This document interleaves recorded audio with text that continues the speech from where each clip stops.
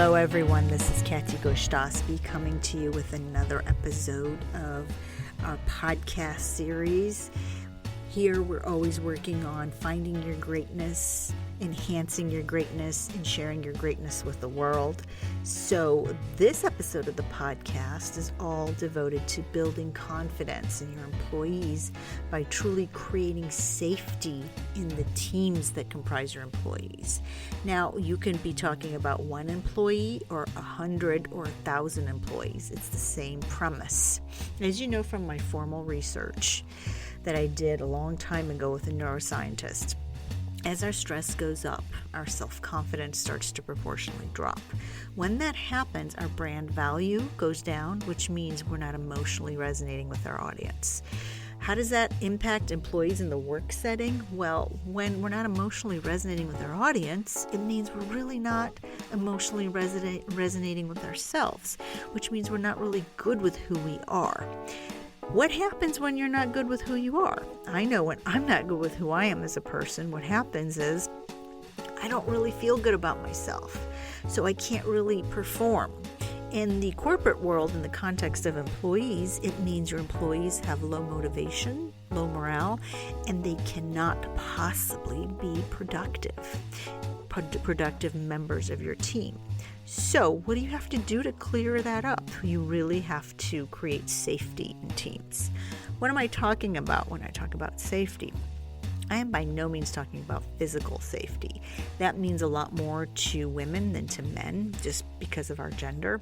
What I'm talking about is a feeling of safety that when I speak in a meeting, or when I'm with other people in my team as an employee, I feel safe voicing my thoughts, I feel safe being heard, and I matter.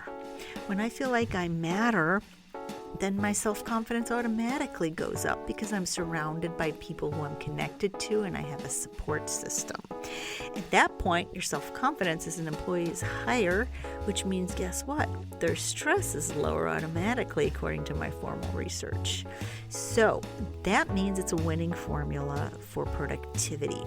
So if you want your employees to produce results, to grow your business more and increase your revenues, what do you have to do? You just have to stop and consider, where can you work on creating safety in your employee teams? What does that look like for your employees? Where are they showing signs that they don't feel safe?